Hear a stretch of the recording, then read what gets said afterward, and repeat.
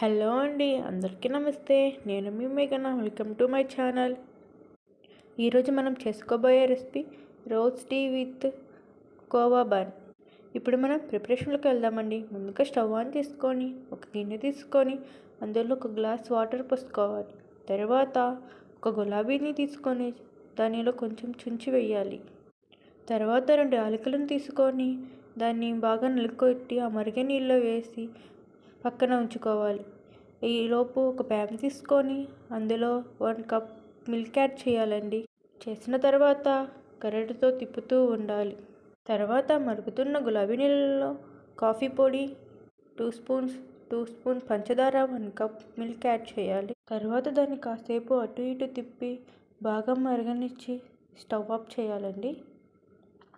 ఈలోపు మరుగుతున్న పాలను తిప్పుతూ ఉండాలి, లేదంటే అడుగంటుతుందండి. తర్వాత ఒక 4 స్పూన్లు పంచదారను వేయాలి. వేసిన తర్వాత తిప్పుతూ ఉండాలి. వేసిన తర్వాత పాకం గట్టిపడిద్దండి. కోవా తయారులో వచ్చింది.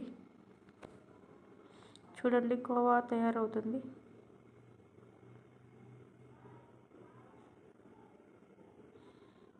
కొంచెం గట్టిగా అయ్యేంత వరకు తిప్పుతూ ఉండాలండి.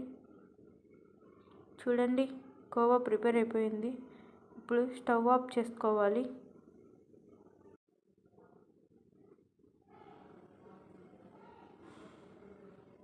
ఇప్పుడు స్టవ్ ఆపేసిన తర్వాత ఒక ప్లేట్ని తీసుకొని అందులో కొంచెం నెయ్యి వేసి ప్లేట్కి మొత్తం రాయాలండి.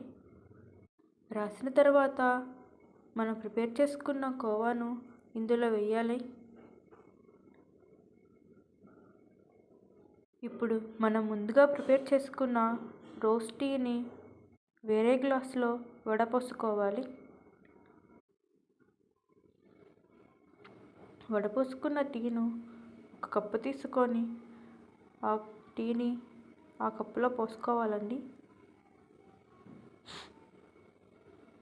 ఇప్పుడు ఒక బన్ను తీసుకొని మనం ప్రిపేర్ చేసుకున్న కోవాను ఆ బన్నుపై అప్లై చేసుకోవాలి.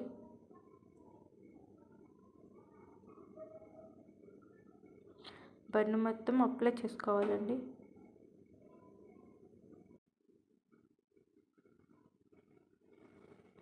ఇప్పుడు బన్ను మొత్తం అప్లై చేసుకున్న తర్వాత ఒక బన్నుపై బన్ను ఉంచి పెట్టాలి.